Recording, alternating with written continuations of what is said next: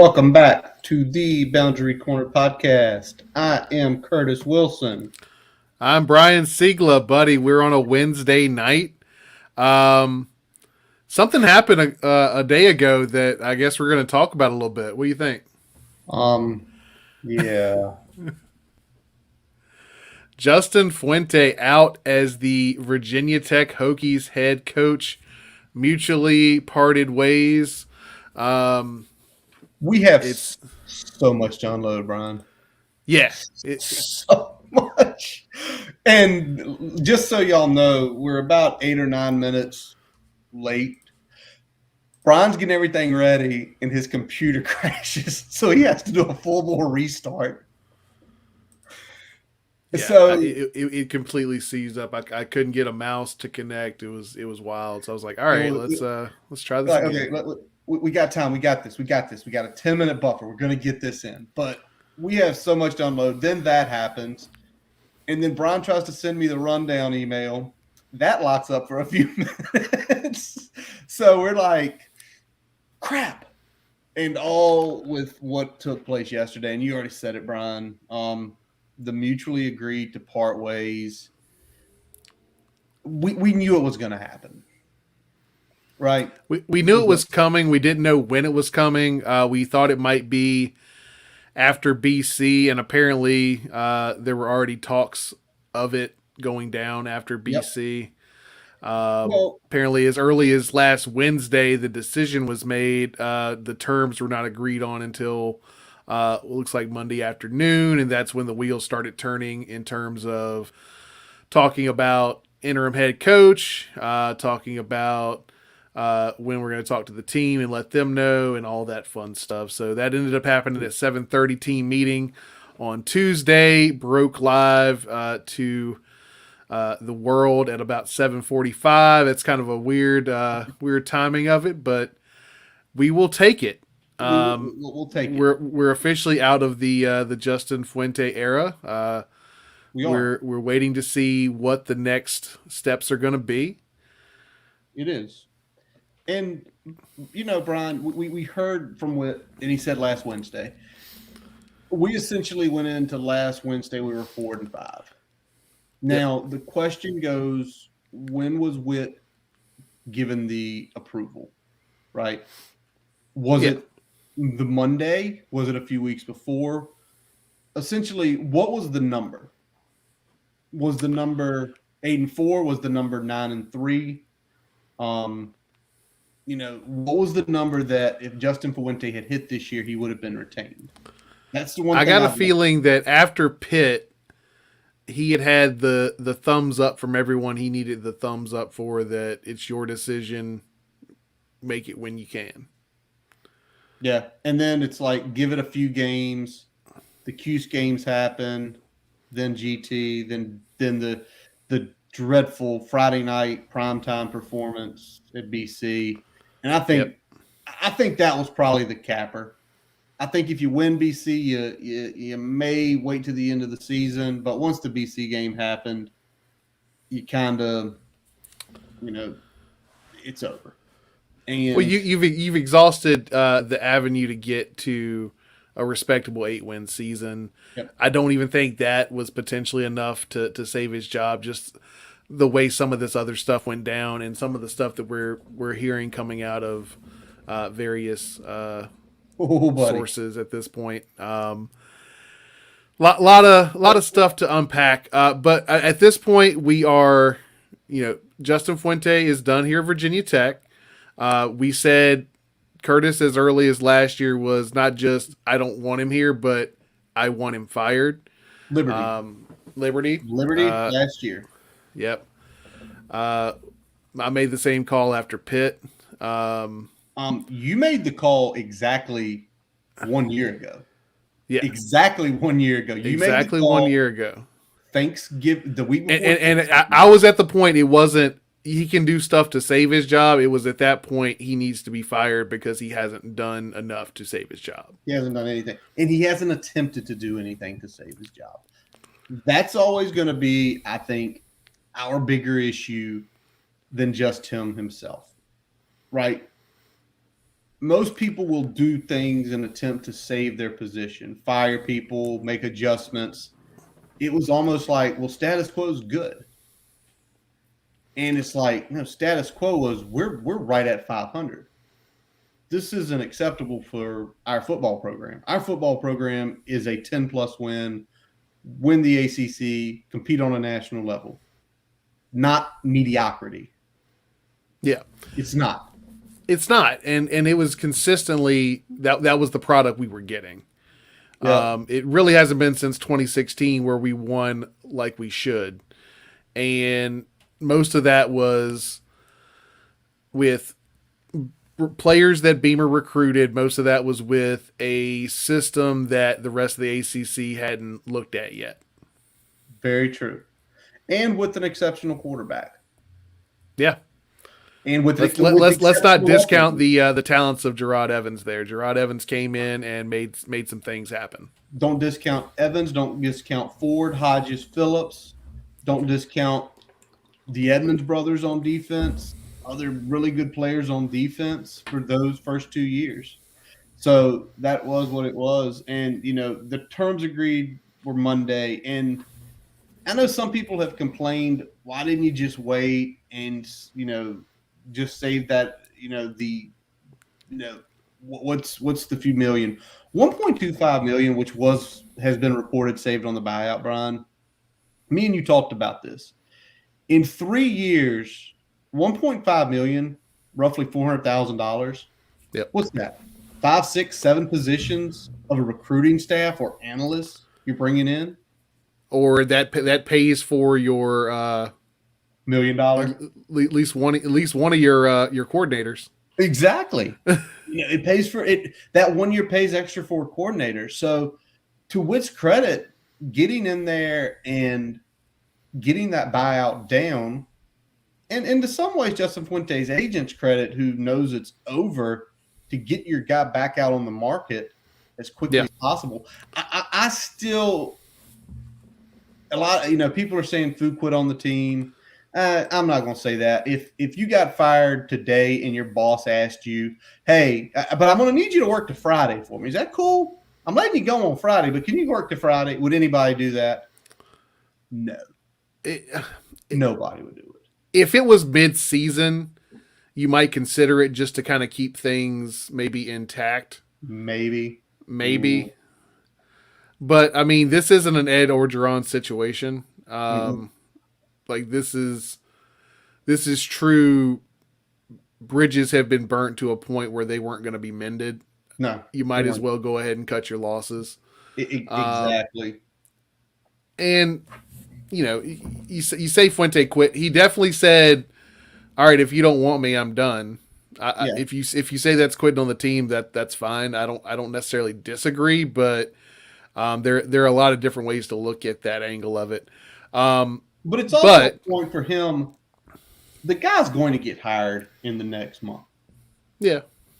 I mean, it's a business. He's looking out for himself, and I mean that is what it is, and we're looking out for ourselves by moving on now versus waiting until after UVA or even later until December 15th when it dropped down to 7.5. And you know what? It helps us even more get the footing and get the ball rolling. Yeah. For getting now we can make an announcement after UVA instead of waiting to get rid of the coach until after my full assumption, depending on what time that UVA game is, whoever our next coach is likely played that day. If they have played that day or they're playing during that day, it will be dropped. That would be ideal.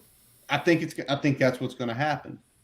Yeah, I'm hoping a week from this Saturday we're talking about the way the UVA game shook out and who the next head coach is going to be. Who the next head coach is, speculating the staff, speculating who's staying. But let's do this. Witt was very clear.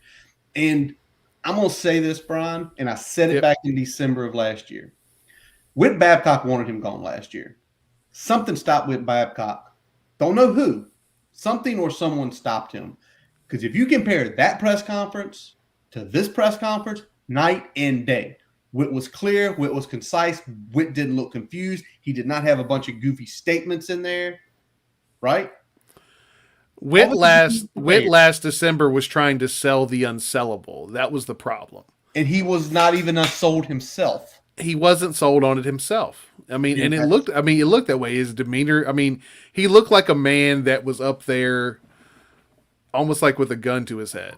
Pretty much. He did not want to be there. No. And this Witt looked like he looked confident. He looked like, all right, we made this decision. Here's what's happening. Here's what's going to happen next. Disclose to whatever degree he could what those next steps were going to look like. And, took a good number of questions, answered some of them, didn't answer some others, which I get. I mean, you're not going to be able to answer everything in this type of situation. So, but I mean, he made it clear the two things that he thought were lacking the most in this regime: consistency and identity. And that absolutely hit the nail on the head. I'll say another thing. He took ownership for that press conference last year. Yes, he did. He did take ownership during it. He still stood by the decision he made at the time, but he said, I did not do a good job of communicating that decision. And there was a bunch of missteps in how he backed that up, and he took ownership of that. So you got to respect that. But again, consistency and identity, and those are the things we've been talking about a lot on here, right? Yep. Particularly consistency. Obviously, the identity is kind of, people see identity as different things, and it's hard to really define it, right? You kind of just know it when you see it. It's true. Well, the consistency part was easy, right? You just look starting at 2018 through this year. It was a win, loss, win, loss, win, loss. We're right at one game over 500 again. And we talked about it last week with the lose a big game and then go out and have a performance that looks as good as anything you've done in that season. It's so inconsistent. And the thing you want to know as a head coach and you want to be as a head coach and you want to have as an athletic director, you want to have a coach that can get the predictable outcomes taken care of, right? And we talked about it before the start of the season. We thought 6 games on our schedule should be more or less predictable outcomes. Yes. And one of those has already fallen. The Syracuse game, correct? Yep. One of those has already fallen. UVA is still on the table. Now, UVA definitely is a better team than we anticipated. And Syracuse is at least better than what they were predicted to be. But it's the whole identity. The identity crisis also at times where, especially on the offensive side of the ball, the defense have had their ups and downs, but the offensive side of the ball, how many times, Brian, have we said certain times in the game looks night and day? First drive of, I can't remember, with the Notre Dame game where we ran some hooks, we ran some under center stuff when we got inside the 10, score a touchdown. The next drive, same situation, doing something completely different. Yep. And it's going to go to something we're going to talk about a little later on. But, I think whoever comes in here, regardless who it is, and me and Brian are digging, and believe it or not, y'all wait till Sunday, the back half of the episode, Sunday after the recap. Oh, we're going to have some fun with looking at the candidates. Yeah, we've got a full list. Lists. And we're not talking 1 point on each. Yep. It's growing by the day. So we've got a couple more days to review it. That's going to be a fun one. But whoever comes in, consistent message, right? Yeah. I think whoever comes in here also should know, look at Saturday. Saturday, that was a 4-5 team on senior day. Likely no shot to win the ACC, scraping for bowl eligibility.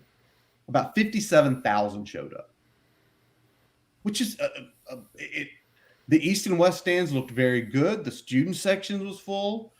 The only things that really weren't full was the Duke section and parts of the South end zone.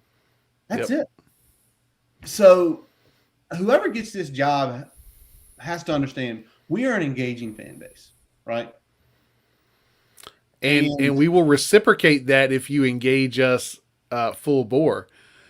This, we're showing out like this without the level of engagement that we are accustomed to in the previous 25 years. Well, the level of engagement plus the winning. Say what you will. Say what you will. Brian, if we were 8-2 going into this weekend, would we give a shit about the engagement of the coach? Much less. Much less. Like, much less. He doesn't call people. I don't give a shit. We're winning. I don't care what he does. But when you're not winning, it's those little things. But it's those little things, too, that give you more leeway. And let's flip it, Brian, to this, because the guy right now at the helm probably has more leeway than anybody. He's one of the guys that we believe should be retained on this staff, regardless who the next head coach is. Alumni, Hokie legend J.C. Price takes over as interim. And yeah, absolutely perfect choice. There's a lot of reasons for this being the perfect choice. Number one, the way he carries himself, his demeanor. He commands a room. He commands respect. Obviously, Virginia Tech grad, Virginia Tech former football player. Not only football player, but elite level football player. Legend. Yeah. Got drafted. Part of the Sugar Bowl team. Yeah. Part of Big East titles. And the other parts of it here. So we've got a D-line coach as well. He's helping with D-line. Still got D-line coach. So you take him off that, you're not losing a full position coach. True. Respected for his coaching and his recruiting, both by players and by the staff. Yeah. It also lets the other coordinators focus on their area of the ball, one of which I'm not sure that we really give a shit about, but we're going to get to that very soon. And they talked about we're going to see him tomorrow. He apparently on Tuesday was setting up calls with the recruiting class, trying to get those either done yesterday or today. Yeah. So obviously, hopefully all those have happened at this point. I haven't seen any big rumblings or anything yet, other than kind of a question face from, I think, Purnell thrown out there. Yeah. I think some of the recruits are probably getting some calls from other schools at this point, which is to be expected. As soon as the coach is gone, everybody else that was in that top 3, top 5 is on the horn, man. So, and you got probably a couple others that, some players didn't pan out. All of a sudden, a guy that was really firm is now, potentially loose. Let me try to sneak in there last minute. I think Michigan. I think was it Michigan has offered. Was it Malachi or Lamar Law? I think it was Lamar Law. Was it Lamar Law? They've already offered him. Yeah. So okay, that's fine. It's an expectation. Anybody sitting out here who said, "Hey, are you going to lose the whole class?" No, you're not. Could you lose pieces? Yeah. But this is also an important part. And obviously the top end is going to be the biggest targets because they're going to be the most desirable pieces in the bunch. But hold on. Lamar's not a top end guy. Lamar's actually on the bottom half rating wise. Now, not too many guys 6'5", 300 pounds that have his athleticism. Lamar Law is definitely undervalued in this class. We talked about it when he committed. Yes, we did. So that's to be expected. But let's go back to JC a little bit here. Yeah. Talk about the perfect fit, because he really is the perfect fit, and it gives him an opportunity to really experience what it's like to lead the team that he cares so much about. So I think it matters more to him too. It does, and I think that makes it just as special, right? It does. It does matter more to him, because regardless what happens the rest of his career, he always gets to hold for hopefully 3 games. I'm hoping it's 3 games. For 3 games, I got to head coach my alma mater. What I'm also hoping it does, if he can rally the troops, like potentially I believe he can, and they come out good the next 2 weeks, I think J.C. Price is easily retained. I think he's going to get a DL stickle. He's going to be the DL coach. I think he's going to be an AHC. because that's exactly what happened when Fuente came in. Bud had never been an associate or assistant head coach in his life. He got that label. Why? Because, like you've already mentioned about JC, the locker room respects him both sides of the ball. He's Yep. respected in the coaching community. He's respected amongst the administrators. He's respected among the alumni. If you're a coach walking in, whoever it may be, you just shake his hand and say, welcome to the team. Say nothing else and figure out, is he my AHC? Because is he going to be the guy where I've got to learn personalities? I've got to learn the shape of this locker room. He's going to be the guy I need to talk to. I need him on my right hand. Yeah, JC knows the lay of the land. He commands, like we said, he commands respect. He's a coach's coach. He's a player's player. Yep. And I think that respect carries over. And I think that you're going to see him be at the top of the list, like you said, of guys that could be retained in the staff. I think you put Ryan Smith right up there with him. Yeah. As the two. And I know we've said that on previous episodes, but we're going to reiterate it. Those are of the coaches currently on this staff in terms of probability of them being retained and in terms of what they've done while they've been here. Those two have shown up, shown out, and just based on the positions they coach, there's a likelihood that there would be a place for them on the staff. The only third one that could potentially is Shabest, because we found out his letter goes past June of next year, where the rest of the coaching staff doesn't. And he's one of the more well-respected special teams coaches in the country before he went to Foo, since he's been here. Those guys, I mean, he's definitely he's a Foo guy, but he's not a Foo disciple. Like he's not. His wagon has not been hitched to Foo for his career. So I think that gives him a little bit less of a connection to the staff versus some of the other guys that are on this staff, especially the offensive guys. Definitely the offensive guys. All right. Well, Whit also openly talked about his coaching search, which I have a feeling he's probably already been dipping his toes in the water a little bit, figuring out, what's going on. Sounds like some of that was happening today. There's been a whole lot of smoke, but he said it. He said it, right? Yeah. He said you're going to hear things, which is kind of a breath of fresh air from an AD, right? We're going to do a search at no, you're going to hear stuff, just to put it out there to let us know. But we've already hit it once, Brian. He already put the first thing he talked about was engaging Hokie Nation, engaging Blacksburg, engaging essentially the state. Engaging the region, and that's the big thing that, especially out the gate, that Fuente did not do a very good job of. Nope. I think so. When Fuente came in here, there was respect for their traditions, but there wasn't a respect for the operations, how the program was run, how the program was operated. Well, not so much. Well, I'm gonna take that back. I think he respected what was operated on the field and in Blacksburg. Okay. I don't think he understood how things were operated in Virginia, in the Carolinas, in the Mid-Atlantic region. I don't think he had a feel for that. I think he respected the hell out of what Frank did here in Blacksburg. I don't think he understood the nuances. Well, I think he respected what Frank did. I don't think he understood how his actions specifically would fit into that. Yes. Does that make sense? That's a good way to put it. Yeah. So I think he paid homage to what Frank did, but I don't think he understood that we expect a lot of those same things from you day in, day out. Yeah. And especially with the engagement piece. Frank had always been engaging, younger or older. And it was, the all shucks. He had a great relationship with the media. I saw Frank at several Hokie events. Never met him. Want to. Hopefully one day that'll happen. But you could just see him walking around and just shaking hands and talking, just very relaxed. You could see he owned the room. You could see he was just so relaxed that if somebody went and talked to him, he was very open. If he saw somebody he recognized, he'd go. It was just one of those cool things to see.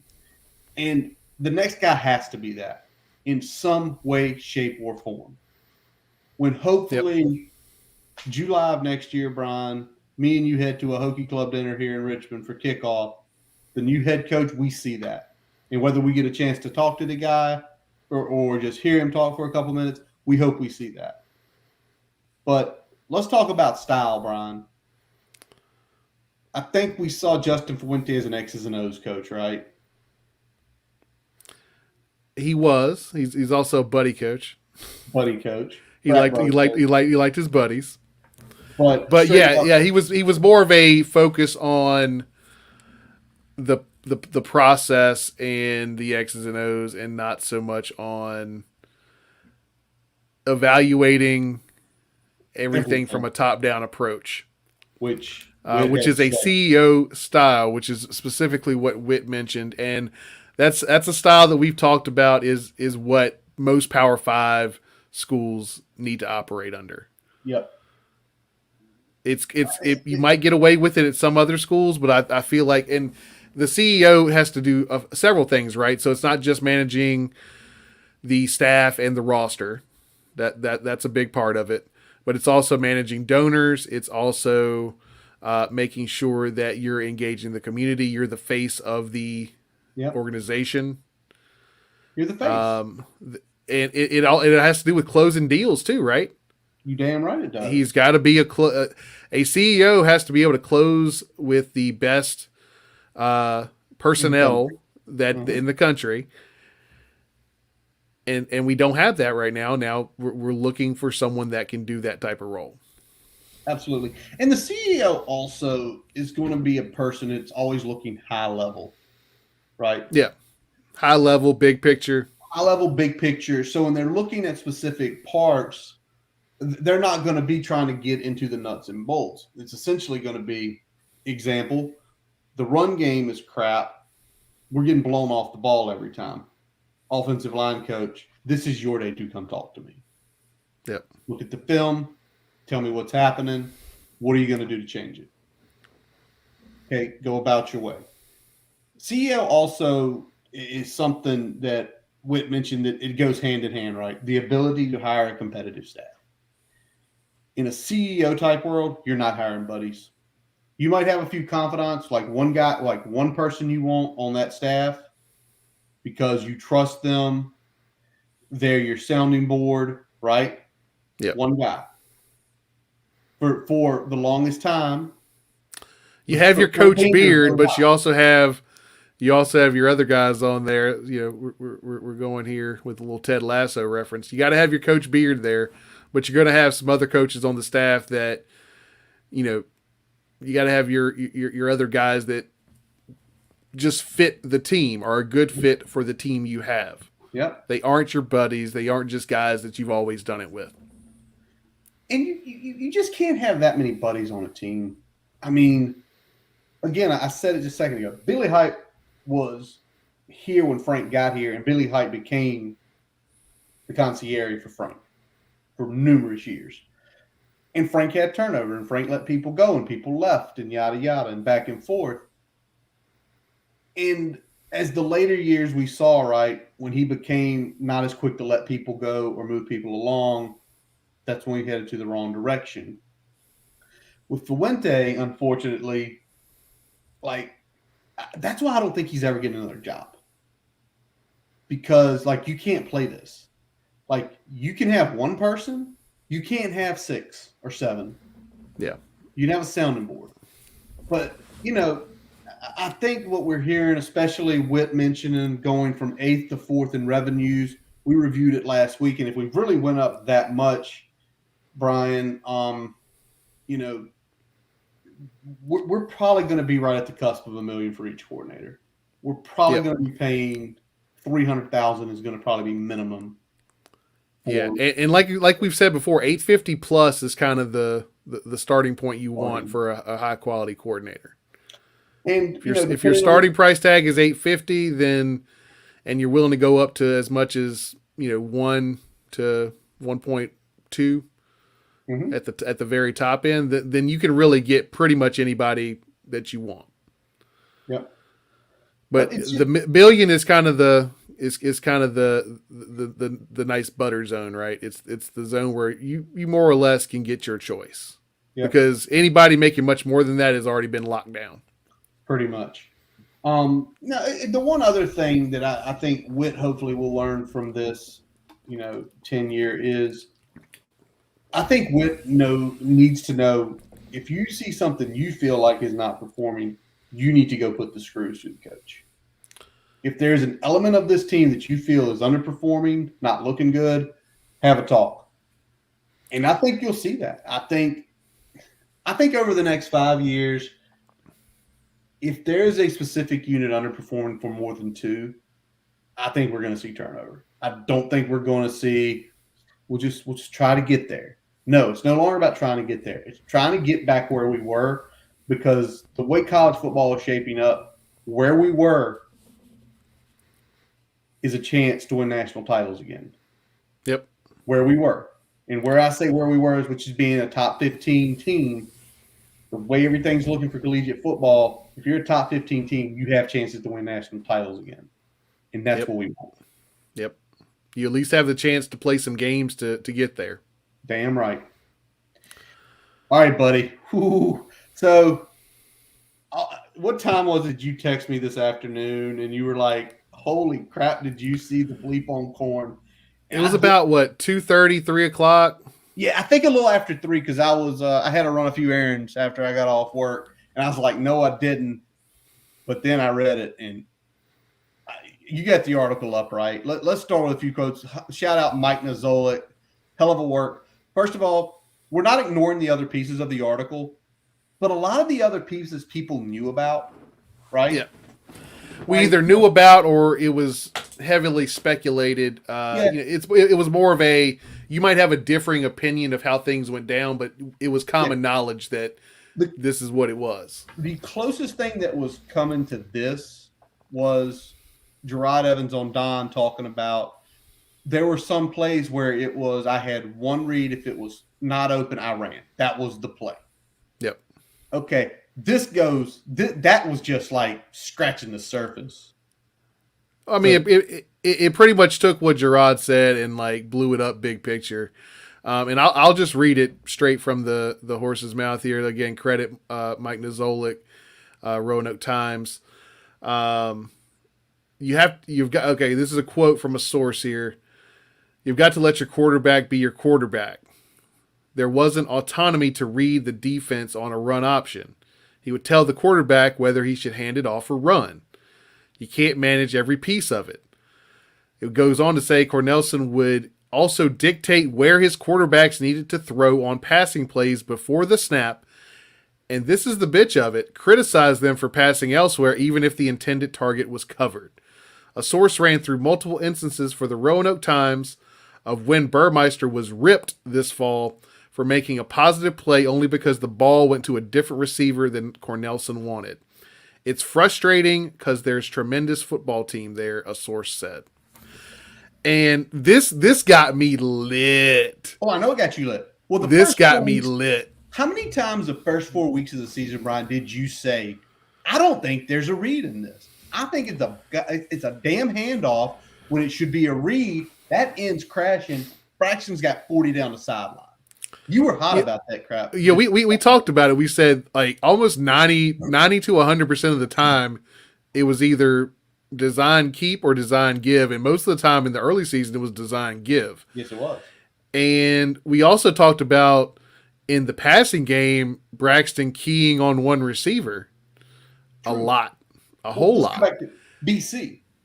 Yeah. In the play to Tavion, when Caleb Smith is running that 10-yard in and he's wide open. Yeah, there was a bunch of instances that we've talked about, and we've talked about it we talked about it at the end of last year, even some with Hendon, but we saw it a lot more this year in terms of the run game.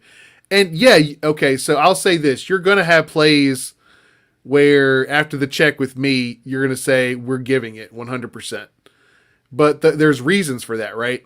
So if I get a base look and I see too high safety, I'm probably going to give it to the running back because there's probably going to be space in between the tackles for him to make a big run. Right? Yeah, That makes sense, right? makes sense. All right. Yeah. So that's when something like that makes sense. And you're going to have a check for that. And you might have a check if you've seen the defensive end crashing down every damn time you hand the ball off. Hey, we're keeping it this time. There's Yeah. going to be instances like that. What there isn't is taking the entire read element out of those plays. 100%. Stock and barrel. Well, can I say it? Can I say what it sounds like to me? You've got a mini Napoleon up in the booth who wants to dictate and have control over absolutely everything. And Micromanaging the quarterback. And I said it earlier. It was damned if you do, damned if you don't. Because we talk about Hendon last year and you talk about Braxton this year. And I think the difference is that Hendon was willing to go off script. Yeah. And I think that ultimately got him in the doghouse, which is a damn shame because it's just a kid making a play. But in this situation, you're damned if you do, you're damned if you don't. If you're getting ripped by Cornelson, if you throw a ball where he wants it and that guy's covered and then it ends up in a turnover, if you throw it to the guy that's open, Cornelson is ripping you. If you throw it and it ends up in a turnover or a bad play, then Foo's ripping your ass. So you're getting your ass ripped either way. You might as well go out there and make the right play. And that's probably what Hooker did most of the time. But can I ask this, though? And let's go back to 2019. How much of it do you think at that point in time this was going on and why Hendon didn't get to start at the beginning of the season? Think about everything we heard about keeping, running, dictating every single term, where the reports were, well, sometimes he doesn't look good in practice. Was it because in practice he was told, oh, well, this guy's going to be running a 10-yard out. He gets up there and he sees, well, they're running cover two. He's going to be right underneath my pass lane. Yeah. But we're running, Dalton's coming up and running a 10-yard hitch. I can squeeze it right between these two linebackers. I can throw a pick over here. And maybe that's what Brad didn't like. Told you throw it over here. Throw it to this guy. What this says to me, and you made a tweet earlier about a high school somewhere in the Midwest. This sounds exactly what like a high school offensive coordinator would do. No, it sounds worse. Middle school? I've coached high school. Coaches at high school give players with a lot less ability way more responsibility in these types of offenses. It's sad. It is sad. You can't micromanage that much. Mm-mm. Hell, when I was coaching, we ran a damn flex bone, and our quarterback had more autonomy in the passing game than they're giving Braxton Burmeister.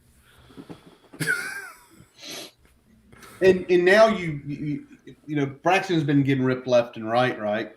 Yep. And now you sit here and say, shit, maybe Braxton is not as, in the passing game, maybe he's not as bad as we thought. Or he's thinking so damn much because he's got someone micromanaging his game. Look, gets under center, sees they're going to run a zero blitz. Well, the worst corners on my second best receiver. Why am I going to Trey, who's getting pressed? They're playing off on Tay, and he's running a slant. Why do you want to throw to Trey? Why does he want to throw to the wrong guy? Yeah, Braxton's arm is going to always be Braxton's arm, but everything else, that goes back to Cornelson either directly or indirectly. Either he's not doing a good job of teaching his quarterback, or he's making his quarterback play so tight that he's not getting it done. Probably both. All right, Brian. Well, let's move on. We're going to get off the subject tonight. Maybe in the future, next few months here, we'll talk a little bit more about the Justin Fuente era and other things. I'm sure things will be coming out and we'll be discussing, but might have some things for y'all in the future you definitely want to tune into. But let's talk about a couple good things, Brian.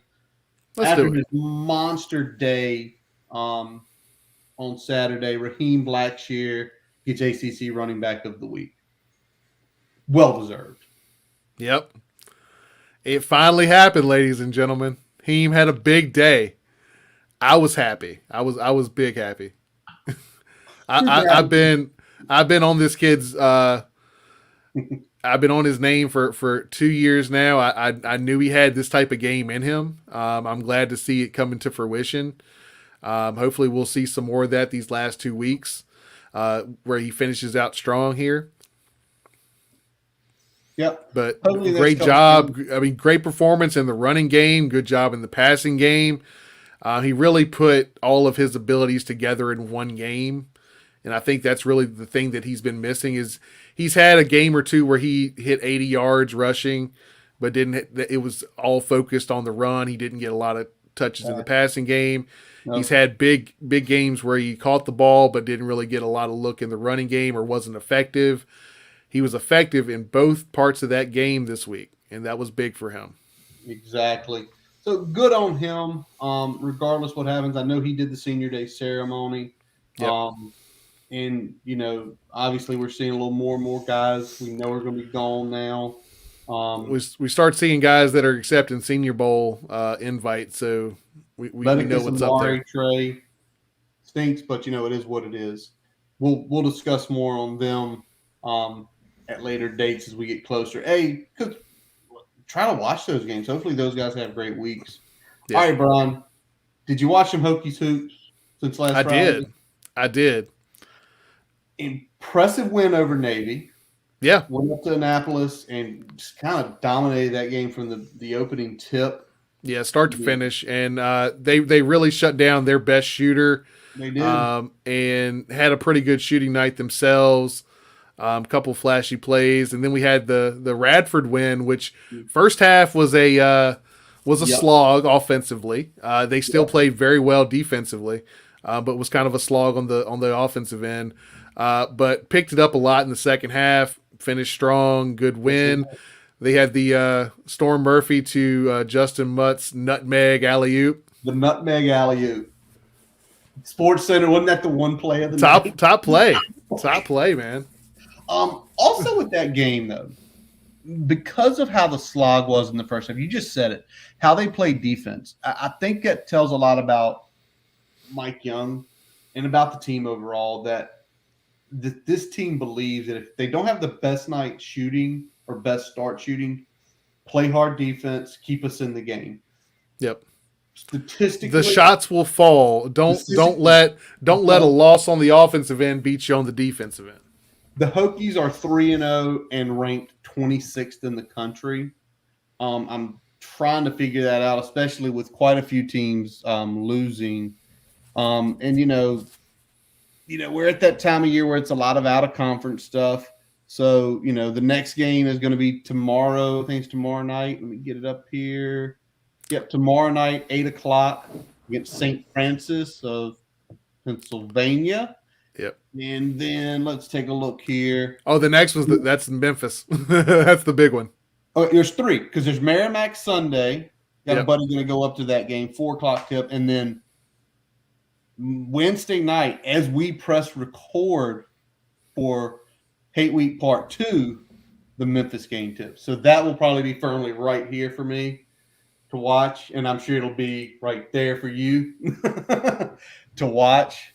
Yep. So, and then it's Maryland after that. So really, you kind of have two easy ones with a couple back-to-back hard ones in the same week, basically a week apart. So definitely exciting times. Yeah, we'll know a whole lot about this team, I think, by Thursday morning next week, because that Memphis game is going to be a big measuring stick in terms of where they are right now, right? Oh, absolutely. And obviously playing Nolly, right? Yep. All righty. All right, before we get into Hate Week Part 1 with Know the Enemy in Miami, we are going to take a quick pause for a message from our digital partners. As we take a quick break, we'd like to tell you about getting your free website report from our digital partner, Grassroots Digital Marketing Studio. They'll tell you how your website ranks on Google, on-site SEO, and social media. No commitment to buy anything. You can get your free report by visiting grassrootsdigitalstudio.com/free-website-report. Now back to the episode. Before we get to Know the Enemy, by the way, kind of a for Hokie basketball, Maryland's on the first, A10 perennial solid team, Dayton on the 12th, A10 defending champion St. Bonnie on the 17th, and Duke and Carolina to close out the month of December. Both on the Yep. road, though. So we will when the new year rolls around, we will know everything we need to know about the Hokies basketball team. But Brian, let's talk a little more about the Hokies football team. Know the enemy. Let's talk about the Miami Hurricanes. Before we get into the players, Brian, let's give just a quick oversight. What kind of defense are we looking at here?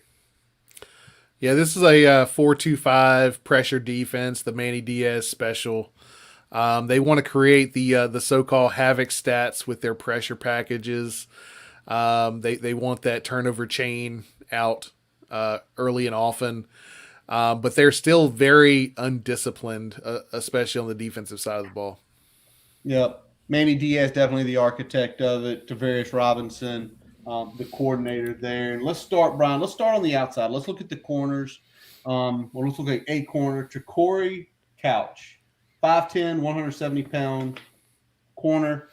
So far this year, 26 tackles, no picks, but a good number of 5 pass deflections. He was a composite 4-star out of Hollywood, Florida when he came out. What is the tape telling us on Tricori? They use 3 corners, but he's probably the most balanced of the 3. He's good in zone, good in man, pretty good against the run, pretty good at setting the edge when he's asked for that responsibility. He's not really elite in any one of those areas. He will give up some catches, but he's really the guy that they lean on to match up against some of the better receivers on the other side of the ball. All right. Do you think he'll be on Trey, or do you think it's going to be, or is it going to be a mishmash of how we are on the field? They usually go kind of left and right, so depending on where he's come in at, because again they do rotate 3. He'll usually stay on the same side of the ball. Obviously, depending on what the coverage is and any sort of motion, there might be some switches there, but he tends to stay on the same side of the ball. Got it. All right. Let's look on the defensive line now, Brian. Jafari Harvey out of Vero Beach High School in Fort Pierce, Florida, 6'4", 252-pound defensive end. He was a 4-star when he came out. He was a top 10 weekend defensive end. So far this season, 21 tackles, 2.5 sacks, 4.5 tackles for loss, so a total of 7 tackles for loss. He also had an interception return for a touchdown. Looks like that prototypical build. What are we seeing on tape from him, and how much emphasis is the offensive line going to have to pay attention to him? They'll need to give him some notice. He's the guy that kind of flew up the depth chart with those 3 big DNs that left the program last year for the draft. He's their primary rush in. They're not elite at that position group this year like they've been in the last 2 to 3 years. But he's the best of the bunch. He's good at setting the edge in the run, above average pursuit in the run game, but he's primarily going to be the pass rush specialist. He's not out there, again, getting a bunch of sacks like Phillips or Roche were last year, or Rousseau as well, the year before. Yeah. But he is a guy that is very solid in his pass rush and steady, and has gotten a chance to get in the backfield there and cause some havoc. I got you. Now, Brian, are we going to see him on Luke Tenuta's side or Parker Clement's side, Silas Danzy's side, or is he a mixed bag? Kind of a mixed bag, but more or less he's going to stay on the right hand side of the defense. All right, so he's going to be going against Luke then. Yep. So we know some of Luke's issues. Does he have that in his tool bag, or is it in his tool bag? It's just not an effective tool. Like I said, it's above average. I mean, he's got a good speed rush. He's got a couple moves. Again, nothing is elite. Nothing jumps off the tape. Like you're not looking at a Jalen Phillips or like a Quincy Roche or anybody like that. I mean, he's probably a step below where Roche was at this point last year. Okay, good to know. Good to know. Again, the more you know out there. All right, Brian. Well, let's take a look at another guy in the secondary. Cameron Kitchens out of Northwest High School in Miami, Florida, a 5'11", 202-pound safety. He is a true freshman starting, a 3-star, 34 tackles, only 1 for loss, 4 pass deflections, and a forced fumble. And obviously, he's got really big shoes to fill in his position. Yeah, he's been the primary starter at free safety since Bubba Bolden went down a few weeks back. He's done a pretty good job. He was getting some reps before that. He's not quite as a versatile player as Bubba was. He's not asked to do quite as much. Because of the way Bubba played, they could really do a lot with their secondary, with their coverages and mixing things up. They're not able to do quite as much as that. He is more of a prototypical free safety than Bubba, whereas Bubba more than likely is going to be playing some sort of strong safety or hybrid at the NFL level. But he is a very good tackler, and he does do a good job of breaking on balls, both in deep coverage and then breaking towards the ball when the ball is thrown in front of him. So still very good at that, but again, not quite as versatile as Bubba, so they can't do as much in the back end. So I'm guessing probably where you saw Bolden move up, down, round, occasionally cover a guy, whatever he is going to probably dictate a lot of what coverage they're running for that specific play. They're doing a lot less of man at the line with him. It's either he's going to be deep guy, he's going to be dropping into the box in some sort of inverted cover two. There's a couple things they do with him, but they don't play him at the line of scrimmage like they would Bubba on occasion. Okay, makes sense. All right, well, let's look at one other guy before we get into a little bit more stats here. Corey Flagg Jr., excuse me, the 5'11", 230-pound linebacker. Kind of steady season going so far. 45 tackles, 3 sacks, 2 additional tackles for loss, so 5 total. A pick. A Houston, Texas native out of North Shore High School, was just a mid 3-star when he came out. And believe it or not, is one of Bo Davidson's drops. He did have an offer from VT. Yeah, this is their Mike linebacker, and he does a good job. He's a good athlete. He runs pretty well sideline to sideline. Where he excels, though, and we talked about those pressure packages, those Manny Diaz pressure packages, he is very good when blitzing, whether it's delay blitz, whether it's just firing the A gap. He comes in there really fast and hard, is able to get to the quarterback several times, puts pressure on the quarterback to get rid of the ball before he's ready, have to scramble early in the down. So he does a lot really well with that, but he can get influence into mistakes. He will occasionally get out of his gap. He will occasionally lose leverage when he's got some sort of outside contain responsibility. So there's areas where we can take advantage of him there, but he does a good job for a young kid calling the defense from the Mike linebacker position. All right. Real quick question. I don't know if you noticed it on tape. 7 Steed. I saw he was a linebacker too. Is he more their weak side or like their backer type guy? Yeah, he's their backer. He handles that responsibility. So yeah, and he's not. I'd say not quite as high of a ceiling as Flagg has. Oh, okay. He's kind of more of a steady Eddie. Okay. Sometimes, guys, we can't go through every player. We have to pick and choose, and I look at the statistical data. I look at where they are coming out. Brian looks at the tape. Sometimes he'll ring me and say, give me more info on this guy because this guy's stats are good, but he's the cleaner. Yeah, well, Flagg is also on the field pretty much play. every snap, whereas Steed is rotating pretty heavily. Oh, okay. Okay. Well, good on me to go Flagg over Steed. You're right. A couple things statistically we got to know about Miami defense. This is not a good defense. We should score points on this defense.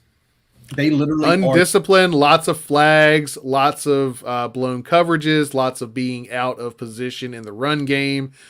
There will be opportunities. Now, when they are clicking, they've got athletes, so it looks really good. But when they are off, you can do a lot of things against them. And you can. And people have done things all year against them. They are the worst red zone defense in the country. They are 130 of one. Actually, they're T129 because Arizona's just as bad. And Arizona's an absolutely shit show out in the Pac-12 right now. But Yep. basically, if you get inside the 20, you score 97% of the time. 97% of the time. Their pass D is 115th in the country. They're giving up a ton of pass yards. Their run defense is better, but it's still middle of the pack. It's not elite at all. And lastly, they're giving up almost 30 points a game, which is, again, in the bottom half. So this isn't a good defense. Nope. If I hate to say this, I don't know the autonomy that JC Price has. If we don't get to like 30 plus on this team, he should fire Cornelison. He should just leave him on the team. Seriously. Yeah. If I'm JC Price, what degree can I fire people? I'm fully on pulling the Dwight Yeah, card, assistant to the regional manager. Can I fire people? Do I have that authority? that's awesome. All right, Brian. Well, let's flip and take a look at their offense. Rhett Lashley's still the OC, right? Yep. Did he get fired? All right. So what are we seeing from the Lashley's offense? Yeah, so they primarily come out in 11 personnel, even in two tight end packages. One of those tight ends is usually flexed. So they're essentially subbing in a tight end for their slot or one of their other outside receivers.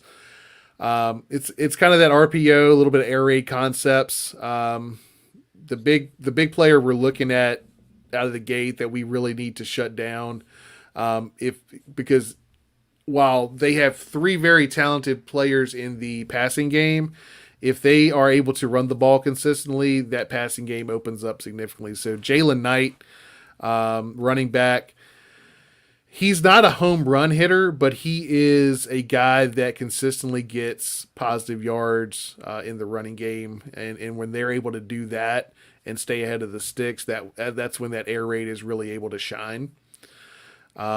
Like I said, more of a grinded out type back, and he'll be used in the screen game occasionally, but it's not his specialty.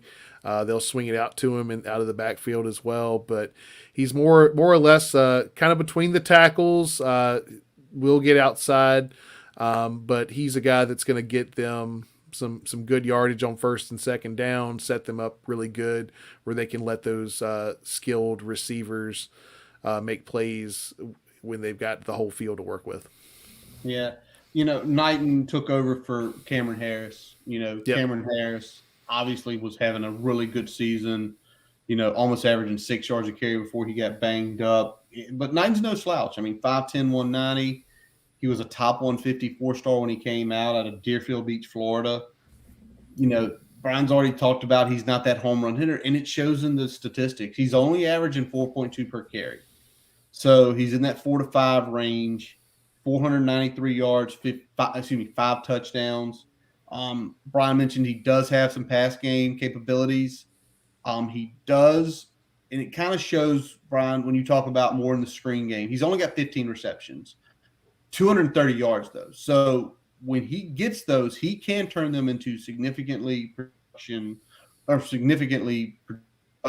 productful catches, 3 TDs there. So definitely a guy we've got to contain, because the 4 to 5 is, we always say 5. If it's 4 to 5, I think you highlighted it, Brian.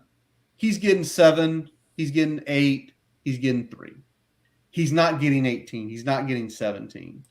So really key there, because when you have a young quarterback, who we talk about next, Tyler Van Dyke, you've got to have some semblance of a running game. And Van Dyke, don't get me wrong, talented kid, composite 4-star, was the top player in Connecticut when he came out, 6'4", 224, good size, solid stats so far for his first year, 61% completion, 9.5 per attempt. I really like that number.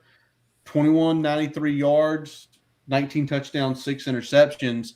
The one thing I noticed did not have much rushing stats, Brian, is he got a little wiggle, or is he more of a statue back there? Not so much a statue, but their offense is designed to get the ball out of his hands quick.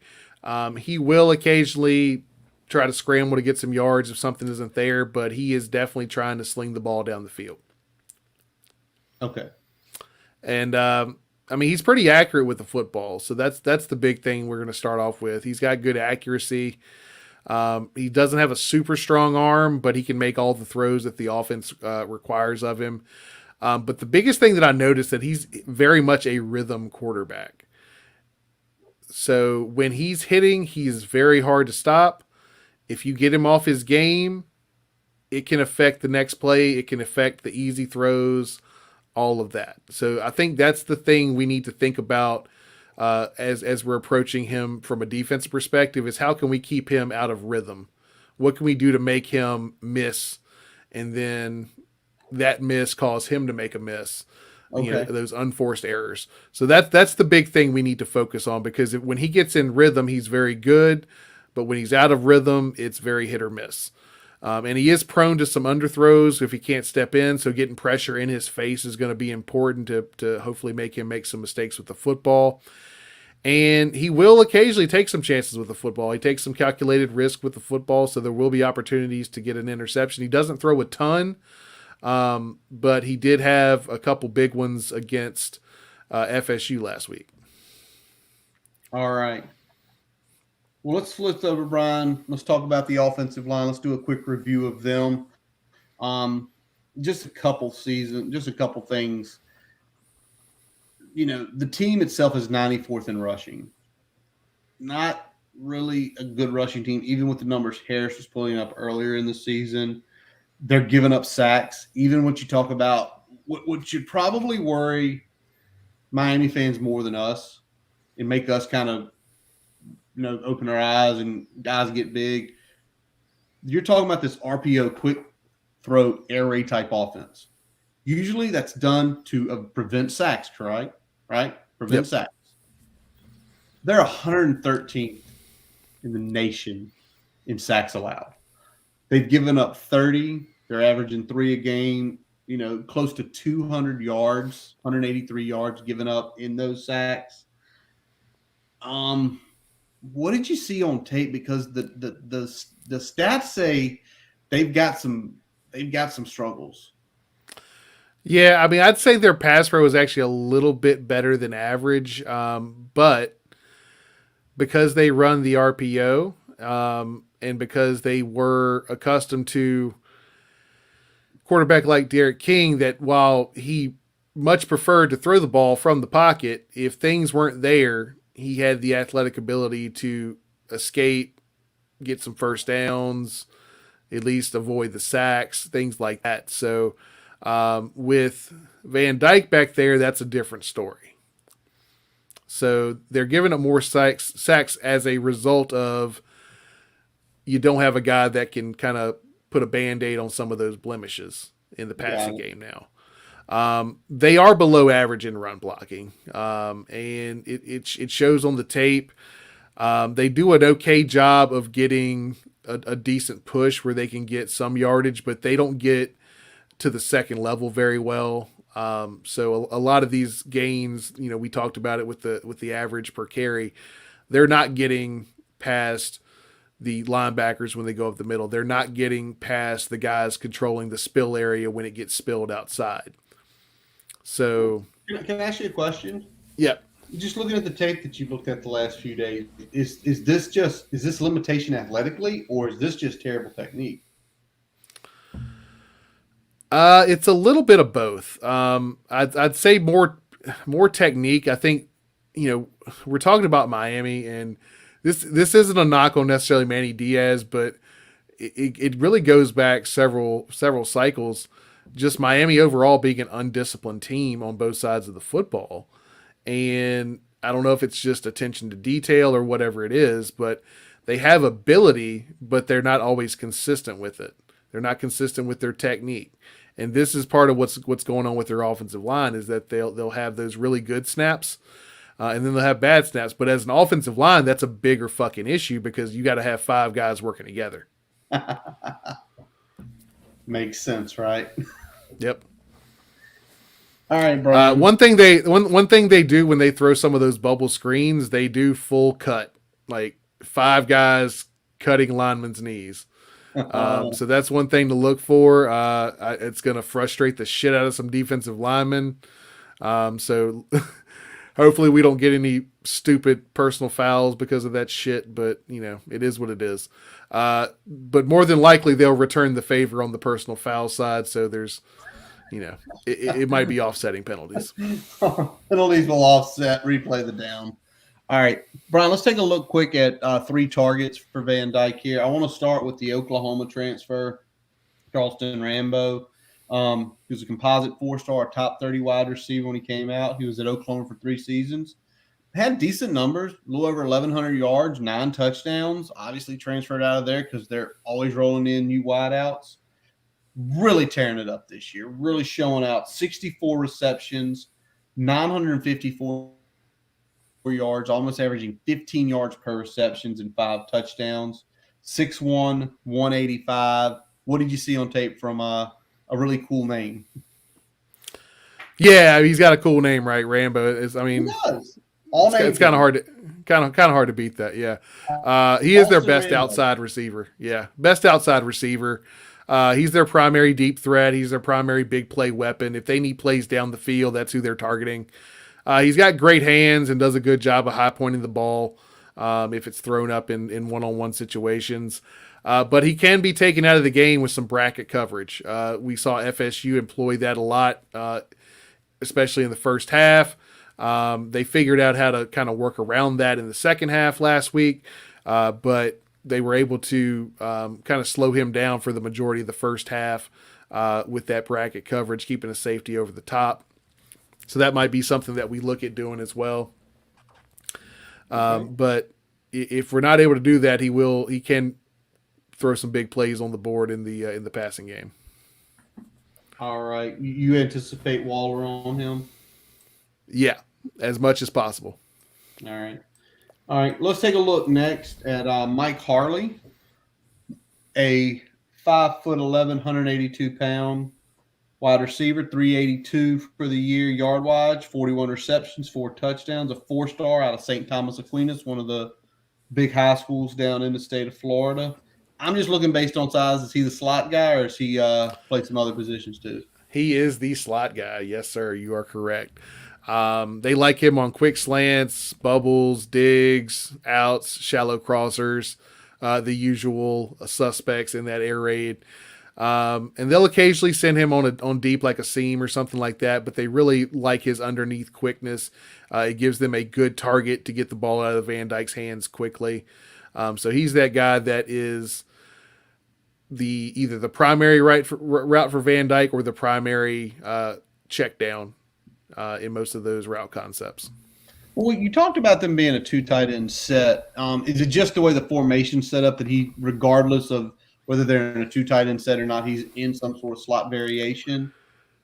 Yeah, so a lot of times when they'll flex their they'll bring on an extra tight end, but that sometimes they'll take off Smith, who is the other primary outside wide receiver for that second tight end, and still keep Harley on the field. Sometimes Harley comes off, but they're primarily an 11 personnel most of the game, unless they're going into some sort of short yardage package. That's really the only time they actually bring 2 tight ends in line. Is in goal line situations, short yardage situations. Got it. All right, Brian. Tell me if you've heard this one. 6'5", 245 tight end. Yeah, I've heard that one before. Every week. I swear to God. We had one of those when the season started. We did. And looking like probably not coming back, which is going to be sad. But Will Mallory, 6'5", 245 tight end. Solid season so far, 24 receptions, 206 yards, 3 touchdowns, about 11.9 per reception from Jacksonville, Florida. Composite 4-star. His dad has some lineage here. Dad was an NFL player back in the day. What are we seeing from Mallory? Is he the guy flexing, or is he the guy staying in line most of the time? He will flex, but he also is the number one inline guy as well. Oh, Usually when okay. they bring the other guy in, he's more of a true blocker, so they'll flex him out to be a little more versatile. But he's good with the stick movers, the slants, the ends, the hitches, the drags. But they will send him on some more unique routes, seams and wheels to stretch the field. He caught a big wheel route up the sideline against Florida State. Had some good run after the catch on that as well. So he's got some athleticism. He's not just a run the route, catch it and go down type guy. He will get you some yards after the catch. So he's somebody got to watch for, and he does pretty good in the red zone as well. All right. So there is sort of know the enemy, some players and things to look for from these players. As we do every week, we take a look at a version of the Hokies, and we've gotten down to Lambda. We just keep redoing it. Some things stay the same, right, Brian? What's the one thing? Some things stay the same. What stays the same on offense every week? Every week for a while now, continue the commitment to the running game. Run. And it's more important this week. All right. We can talk a little bit more about that. You want to go into some details here? Hit it up. Why is it important? All right. So if you remember how we attacked this Miami team last year, we didn't run the ball. We took shots. We emptied the backfield. We didn't keep a lot of help in to help on Roche and Phillips, and we got our asses ate. We did, even though we had the lead in the fourth quarter. Yeah. But we were getting eat up. Henning got popped several times that day, I can remember. Yeah. So that's how you lose to Miami. How you win against Miami is establish the run game, keep them off balance, don't let them tee off, and we should be able to be in a good position where we can still use the majority of our passing attack because we've been able to establish the run. Well, they're terrible against the pass. So, I have a feeling I know what you're going to say. What do we need to do this week? Passing attack needs to be similar to what we saw against Duke, using all parts of the field, but take calculated shots because they will give up those big plays as well. And they're going to challenge us at the line of scrimmage because of the way they play and like to attack and bring pressure. So we're going to have to hit some shots downfield when those opportunities are presented. But we also have to use the whole field, especially the intermediate area, to kind of keep them off balance so they're not expecting everything that every time we drop back that we're chucking a fade down the sideline. All right. If Brad's got anything left, he's got to, right? Yeah. Brad Cornelison better be emptying the damn clip. And that's for our sake and that's for his sake, because as I said, if he doesn't do something big these next 2 weeks, he's going to be coaching at Nathan Hale High School in Tulsa. There you go. Empty the clip, Corn. Anything you got, do it. If not, JC's going to fire you and leave you on the tarmac. Two other big things, Brian, we've been talking about. Already talked about with their red zone defense. They're bad. Touchdowns over field goals. And the way it looks, they're giving up touchdowns to field goal at a 2-to-1 ratio. So You get down there, you have a better chance of scoring a touchdown than a field goal. But we've got to push it in.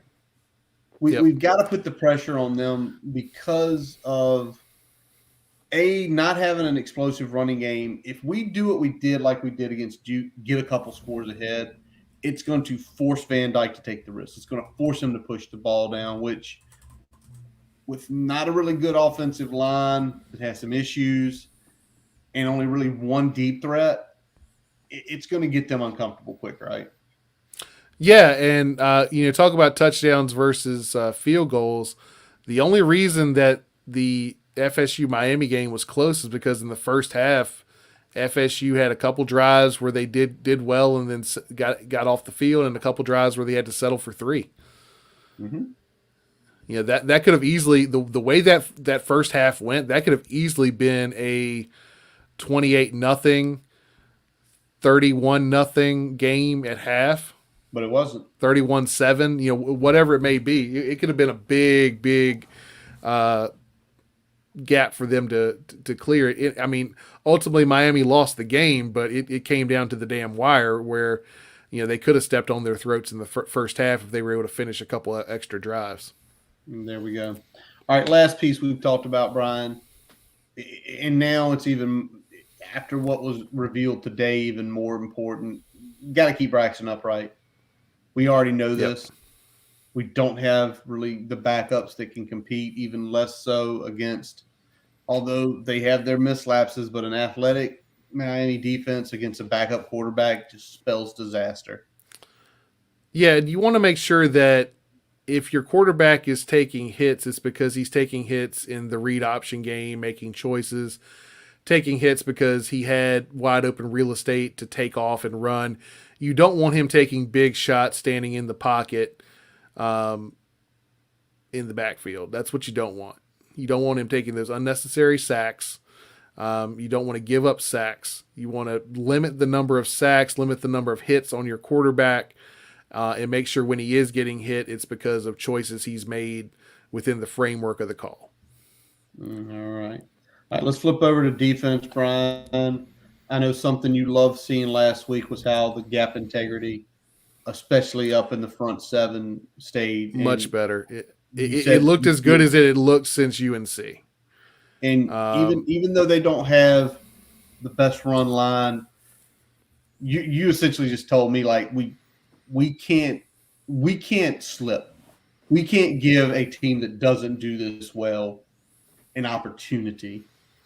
Yeah, to actually have some positives from this. Yeah, we want to keep them at or below their average, somewhere below that 4.5 range per carry. We want to make this as hard for them as possible. We want to make sure that they don't get chunk yardage or good yardage on first downs consistently. And that's what FSU was able to do early in that game. And I know FSU has a pretty elite defensive line. But I think we should be able to do something similar with our defensive line and linebacker combination there. So I'm hoping that we're able to come out there, maintain our gaps, keep make them earn every yard in the running game, and then force Van Dyke to have to go out there and make plays. Yep. And then you've kind of said this a couple times already, making plays and limiting the big plays, right? Force them to drive. Yeah, we can't get beat by those big plays to Rambo.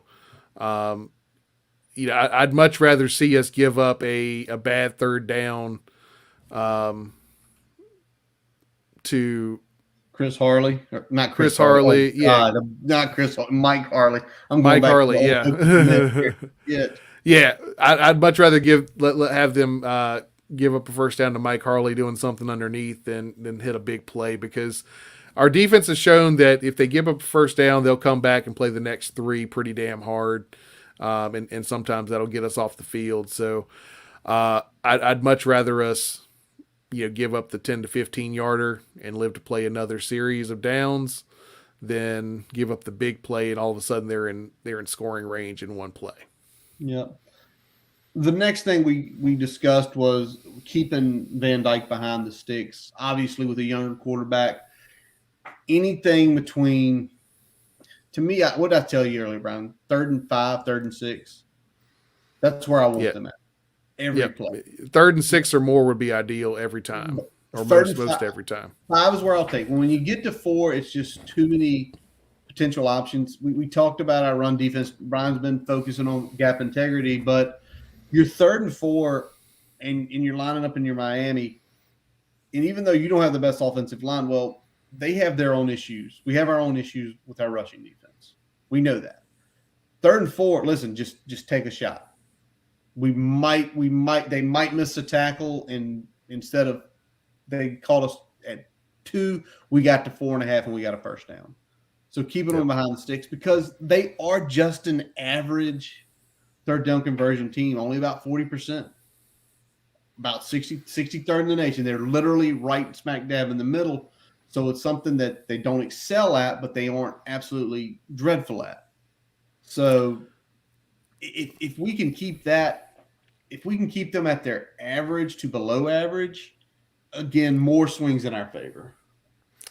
Absolutely. And if we put them in situations where they also are really behind the six in those third and long situations, that takes some of Harley and Mallory's routes out of the game, right? Yep. All of a sudden, you can't run those shallow hitches, you can't run those shallow ends, you can't run the drags, or if you do, you're throwing it in front of the sticks and hoping they make a play. The more we can do that, the better. The more they have to force the ball to Rambo in bad coverage areas, the better. So that's what I think is big. And the last thing is going to be make them settle for 3 points. Yep. If they do get into the scoring area, get off the damn field, make them kick the field goal, and settle for 3 points. Yep. And last week we did that a couple times. We got scored, a couple times, but we also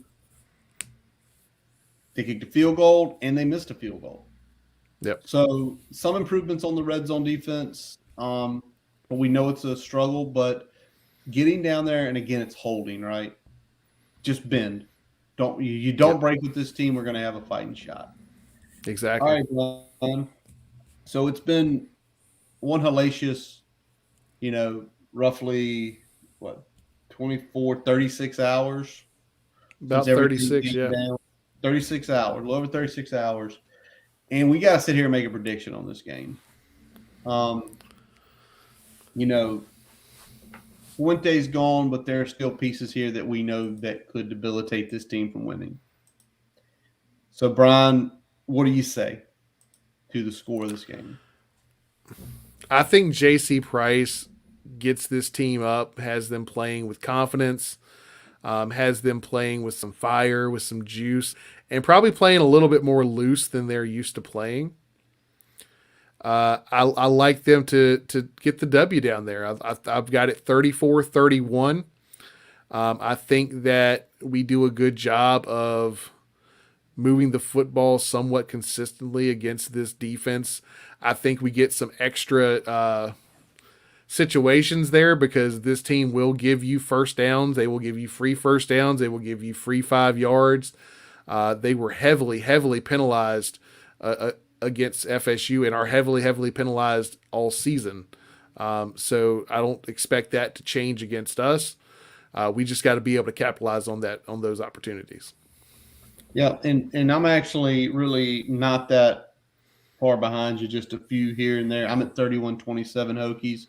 I think it goes back as I think we score more times in the red zone than they do. I think we push it in a couple more times where our defense holds because as you get closer, it takes the threat of Rambo away. And you talked about penalties, Brian. I think, let me see if I have it up here.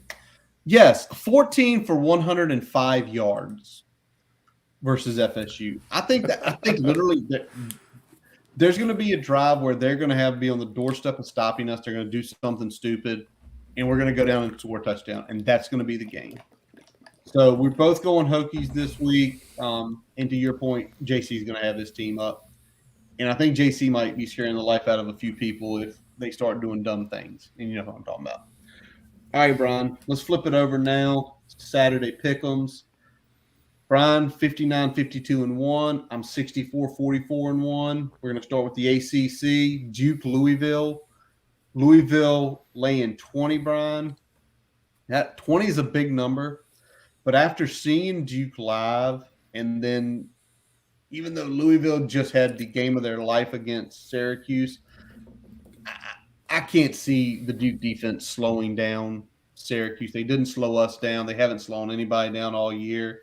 42, actually go higher. 49-20, Louisville wins. Yeah, I'm actually right there with you. I think Louisville's just got too much offense. This is just a bad matchup for Duke. This is a worse matchup for them, in my opinion, than it was us. So Yes. I'll go Louisville here. All right. Next game, Brian, the real big one. Down in Death Valley, the number 10 Wake Forest Demon Deacons travel down to Clemson. Clemson is a 4.5-point favorite. What do you say on this game? I'm taking Wake because this is coming down to a field goal either way. So I'm going to go Wake here. I'm actually going to take Wake outright, but I think it's going to come down to a last drive field goal that's going to win it for one team or the other. Yep. I think this comes down to Wake's defense. And I think Wake's defense is going to stop Clemson a few times. Um, the Clemson defense is going to stop Wake a few times as well. But at least you feel with the Wake defense, they make adjustments. They try different things. They're going to try something. Yep. And the Clemson offense has just looked bad. Maybe a field goal, but if I like Wake outright too, so if I'm getting points with it, give me that. All right, Brian, I'm still trying to figure out this line right here. Florida State, BC. Somehow, some way, BC is only favored by 2 points. You made the point earlier. FSU should have had the doors blown off of them last weekend, right? Against Miami. Well, FSU was about to blow the doors off Miami, and then they let them back in. Okay. Yeah. Okay. I misunderstood that. I did not watch all that game. I watched the end and saw our pick go down in flames, but that is the first half. The first half, Florida State should have been up, like I said, 28-31-7. All right. Like Miami just kept shooting themselves in the foot the whole first half. Got it. Well, regardless here or there, I think BC's a better coach team. I think BC with Jerkovich slowly getting back is going to continue to be better. And only laying 2 points against FSU, I think they win easily by 7 or 10. Give me BC. Not so fast, buddy. FSU is going to win this one outright. All right. I think they are trending in the right direction. I don't think that they are a good football team yet, but they are playing better football. And I think they are able to do just enough to scrape out a win against BC. So I'll take FSU. All right. So they'll be going into the game versus Florida, trying to get bowl eligibility, which if Florida wins this weekend and Florida is playing Missouri, who's pretty much probably the worst team in the SEC, wouldn't that be nice? Or if Florida loses to Missouri, the battle is for Florida State, who can become bowl eligible. Who saw that coming? Well, I'd say Florida fans didn't see that coming. Florida State probably did, but All right, Brian, next one. Georgia Tech, Notre Dame. Notre Dame lands 17.5. Yes, you get to pick this one first. Yep, and I'm taking the Irish. I'm taking the Irish all the way. I still don't trust Georgia Tech. They fucked me a lot, but I still do not trust them.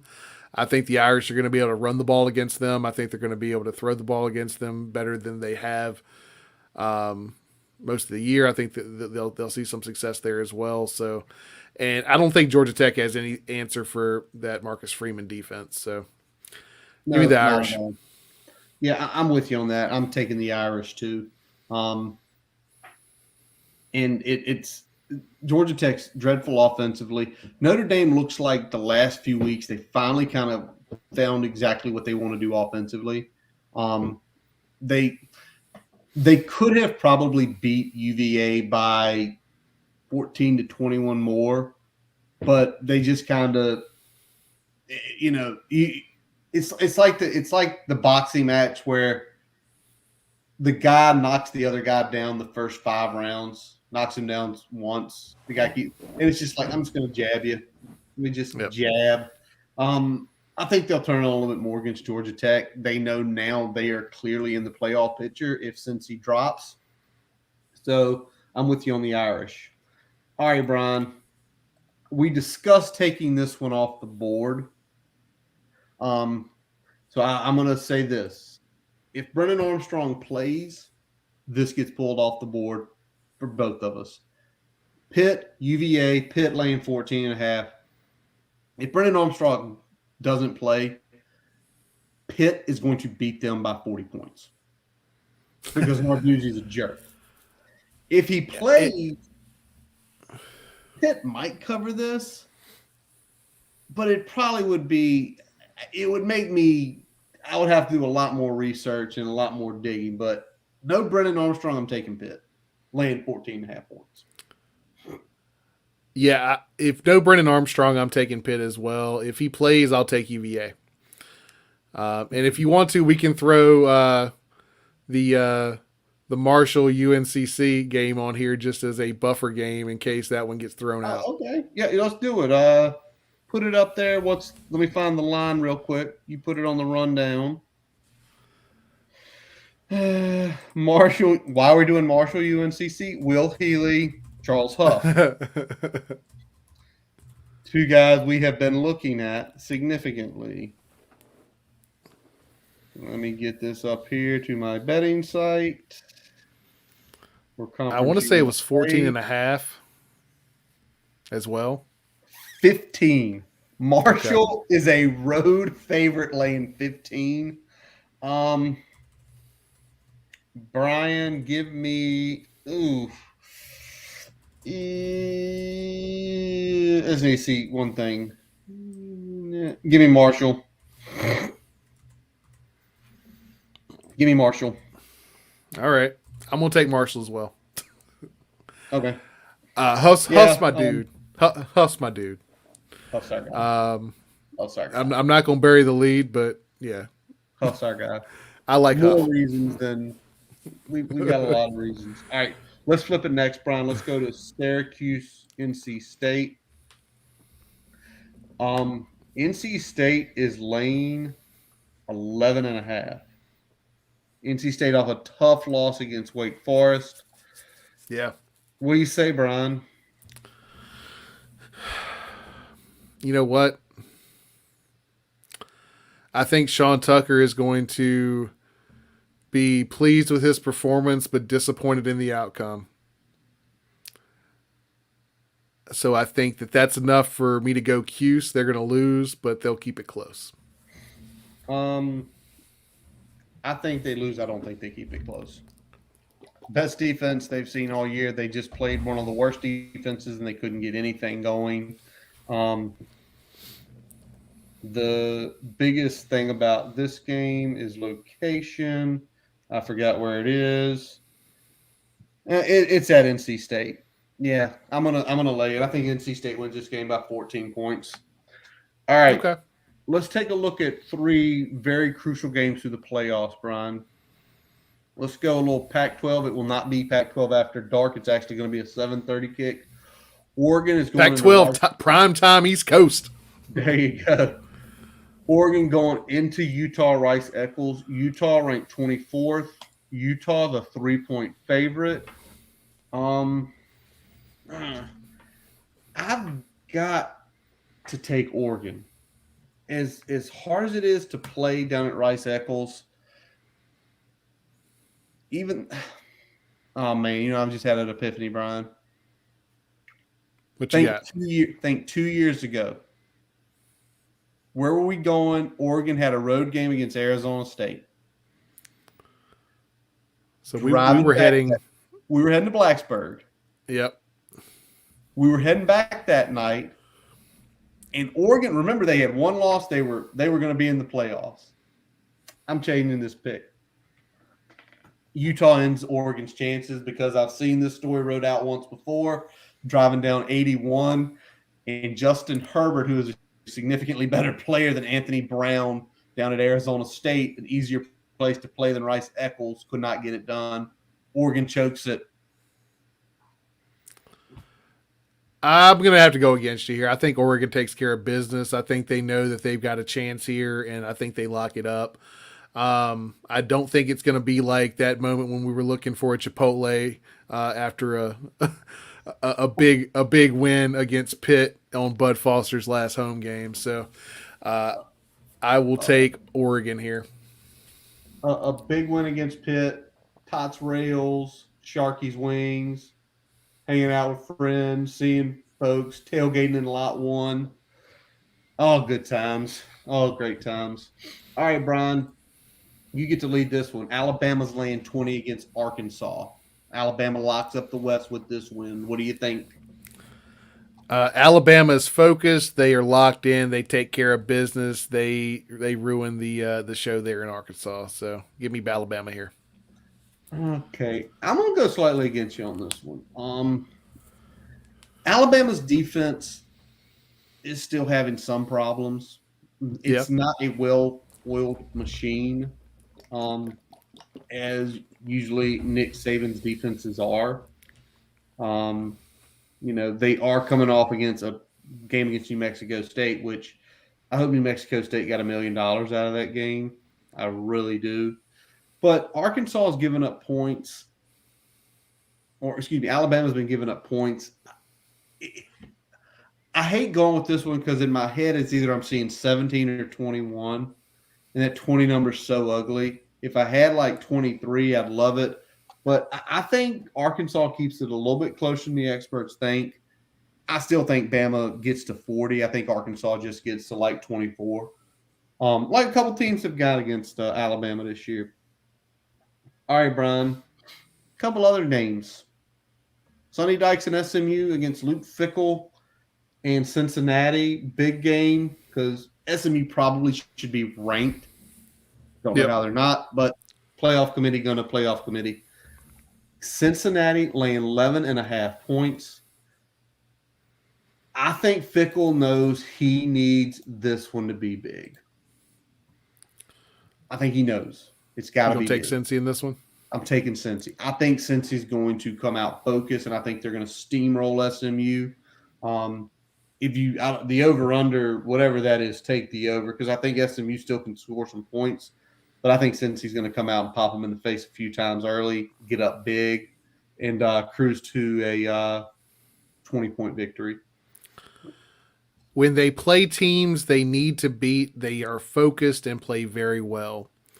I think Cincy takes care of business. I think this is about a 14 to 17 point win. It's not a blowout, but I think it easily covers that 11.5.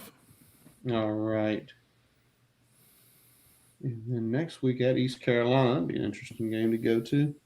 All right, last game, really big game. This is essentially an elimination game in the Big Ten. Whoever loses this game will not make the playoffs. No ifs, ands, or buts about it. Michigan State, Ohio State. Ohio State laying 19 points. That's too rich for my blood. Give me Mel Tucker and Michigan State. If that was like 10.5, I might be tempted, but 19 is too damn much. 19's way too much, and I'm with you. The $100 million man, Mel Tucker. I don't get that contract. I know he's had a good season. That is a lot of money to pay for someone with just one season. But I'm with you. Is it now? Is it? Yeah, it is. If this line was even 14, I think that's probably what it is. It's like a 14-point game.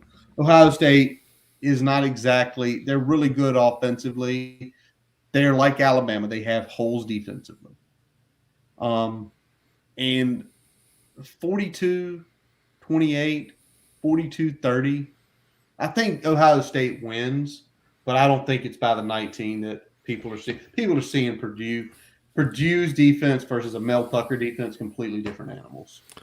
Yeah, and I think this one's again. I think the line's about a touchdown too heavy for me. Yes, it's all going with the how good they looked against Purdue, right? That's the line to me should be like between 10 and 12, not 19. Not 19 at all. Brian, anything breaking over the last hour and 40 minutes? Nothing's popped up on my end, buddy. All right. Hour and 40 minutes doesn't shock me. We spent a few extra minutes talking about obvious things. Again, Justin Fuente fired or mutually agreed to part ways. Hokies are in the search. Keep your ear to the grindstone. Look for the signals. Believe everything you read. Believe nothing you read. Yep. There's going to be a lot of smoke, and some of it's going to be smoke signals, and some of it's going to have some fire attached to it. Abso-freaking-lutely. So that is going to wrap up this episode of the Boundary Corner podcast. I am Curtis Wilson. I'm Brian Siegler. Visit our website, boundarycornervt.com, to listen to all of our episodes. And while you're there, don't forget to follow us on Twitter, Facebook, Instagram. Subscribe to our YouTube account and your favorite podcast source, including Spotify, Amazon, and Apple Music. Jason Long plays us out every week. Check him out on Spotify and Apple Music. We thank you for listening. And as always, let's go. Hokies.